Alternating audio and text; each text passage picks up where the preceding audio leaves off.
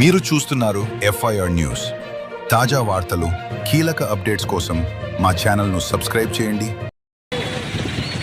ఎంతోమంది చదువుకున్నటువంటి విద్యార్థులు ఉన్నప్పుడు కూడా ఇక్కడ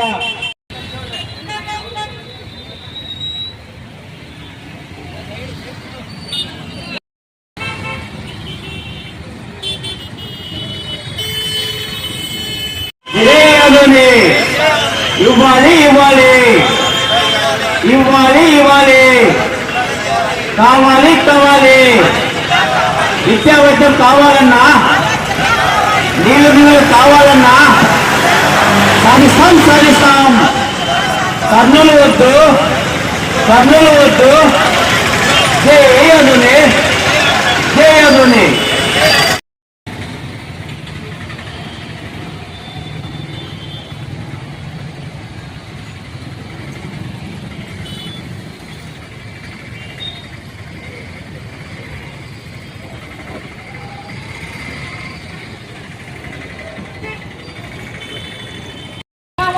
కావాలి విద్యా వైద్యం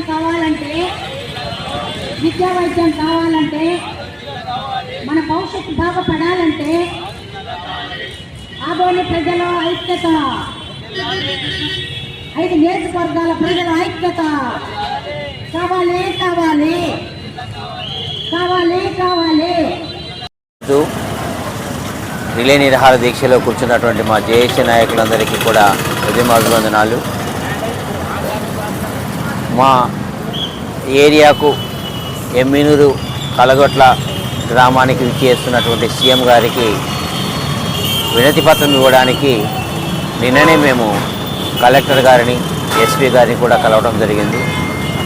మాకు 80 రోజుల నుంచి ఉద్యమం చేస్తున్నప్పటికీ మీరు స్పందించకపోవటం అనేటువంటిది బాధాకరం. మరి విజయం కలిగినటువంటి సీఎం గారు మేము అమరావతికి కూడా వచ్చి నిమ్మల రామనాయుడు గారిని అట్లాగే సత్యకుమార్ యాదవ్ గారిని కూడా కలవటం జరిగింది. మరి ఆగస్టు 29వ తారీఖున ఉపసంఘం వస్తుందని తెలిపి నోటిఫికేషన్ ఇచ్చినప్పటికీ కూడా ఉపసంఘం రాకపోవటం అనేటువంటిది చాలా బాధాకరమైనటువంటి విషయం. కాబట్టి ఇప్పటికైనా మించిపోయింది లేదు. ఆదోని ప్రాంత ప్రజల యొక్క ఆకాంక్ష మేరకు 5 నియోజకవర్గాల్లో ఉండేటువంటి ప్రజలు, ప్రజా సంఘాలు, కుల సంఘాలు, ఉద్యోగ సంఘాలు, అన్ని రకాల అసోసియేషన్స్ యొక్క ప్రబలమైనటువంటి కోరిక ఆదోని జిల్లా కావాలి అని. ఆదోని జిల్లా కావడానికి అన్ని అర్హతలు ఉన్నటువంటిది. కేంద్ర బిందువుగా ఉన్నటువంటి ఆలూరు, పత్తికొండ, ఎమ్మిగినూరు, మంత్రాలయం, ఆదోని నియోజకవర్గాలకు కేంద్ర బిందువు అయినటువంటి ఆదోని జిల్లా చేయాలని చెప్పేసి ఆదోని జిల్లా జేఏసీ తరఫున దాదాపు ఈ రోజుకి 80 రోజులు పూర్తవుతూ ఉంది. అయినప్పటికీ కూడా ప్రభుత్వం స్పందించకపోవడం అనేది బాధాకరం. కాబట్టి వెంటనే ప్రజల యొక్క ఉద్యమాన్ని మీరు బలోపేతమైనటువంటి ఉద్యమాన్ని పరిగణలోకి తీసుకొని వెంటనే ఆదోని జిల్లాను ప్రకటించాలని చెప్పేసి మేము ప్రభుత్వానికి డిమాండ్ చేస్తూ ఉన్నాం. ప్రజల యొక్క పరిపాలన సౌలభ్య దృష్ట్యా తప్పనిసరిగా మీరు ఆదోని జిల్లాను ప్రకటించాల్సిన అవసరం ఉన్నది. మేము ఇక్కడి నుంచి కర్నూలుకు వెళ్ళాలి అంటే 100 నుంచి 150 కిలోమీటర్ల దూరం ప్రయాణం చేయాల్సినటువంటి పరిస్థితి ఏర్పడుతూ ఉంది.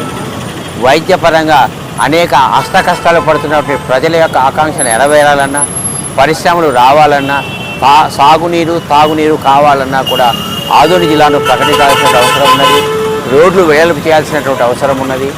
భౌగోళికంగా కానీ, జనాభా పరంగా కానీ, రెవెన్యూ పరంగా కానీ అన్ని అర్హతలు ఉన్నటువంటి ఆదోనిని జిల్లాగా ప్రకటించాలని చెప్పేసి మేము కోరుతూ ఉన్నాం. ప్రతిరోజు ఆదోని నుంచి దాదాపు 80 నుంచి 90 రైలు ప్రయాణిస్తున్నాయి. కాశీ నుంచి కన్యాకుమారి వరకు రైల్వే లైన్ కలిగినటువంటి ఆదోని జిల్లాను మీరు ఎందుకు ప్రకటించకపోతున్నారు అనేటువంటి విషయాన్ని మేము ప్రశ్నిస్తున్నాం. 13 లక్షల జనాభా ఉన్నటువంటి ఆదోని 5 నియోజకవర్గాల జనాభా 13 లక్షలు ఉంది. దీనికి కాదని కేవలం 9 లక్షల జనాభా కూడా లేనటువంటి మార్కాపూర్ని మీరు జిల్లాగా ప్రకటించారే. మరి ఆదోని పశ్చిమ ప్రాంత వలసల్లో ఉన్నటువంటి మా ప్రాంతాన్ని పైన మీరు ఎందుకు కరుణ చూపలేకపోతున్నారు అనేటువంటి మేము ప్రశ్నిస్తున్నాం. వలసలు ఆగాలన్నా, పరిశ్రమలు రావాలన్నా, ఆ ఆదోని ప్రాంత అభివృద్ధి చెందాలన్నా, 5 నియోజకవర్గాల అభివృద్ధి చెందాలి అంటే తప్పనిసరిగా మీరు ఆదోని జిల్లాను ప్రకటించినట్లయితే 5 నియోజకవర్గాల్లో కూడా మీ ప్రభుత్వానికి మేలు జరుగుతుందని సభాముఖంగా తెలియజేస్తున్నాం. కాబట్టి తప్పనిసరిగా మీరు ఆదోని జిల్లాను ప్రకటించాల్సిన అవసరం ఉన్నది. రేపు 7వ తారీఖున మేము మీ సభకు వచ్చేసి వినతి పత్రాన్ని కూడా సమర్పించడానికి మేము ప్రణాళిక సిద్ధం చేసుకున్నాం. మీరు మాకు పర్మిషన్ ఇచ్చి ఇమ్మీడియట్గా మా వినతి పత్రాన్ని స్వీకరించి ఏమి ఉంది ఆదోనికి సంబంధించిన అంశాలన్నింటినీ కూడా పరిశీలన చేసి త్వరలో ఆదోని జిల్లాను ప్రకటించాలని చెప్పేసి మన ప్రియతమ ముఖ్యమంత్రి నారా చంద్రబాబు గారిని కోరుతున్నాం.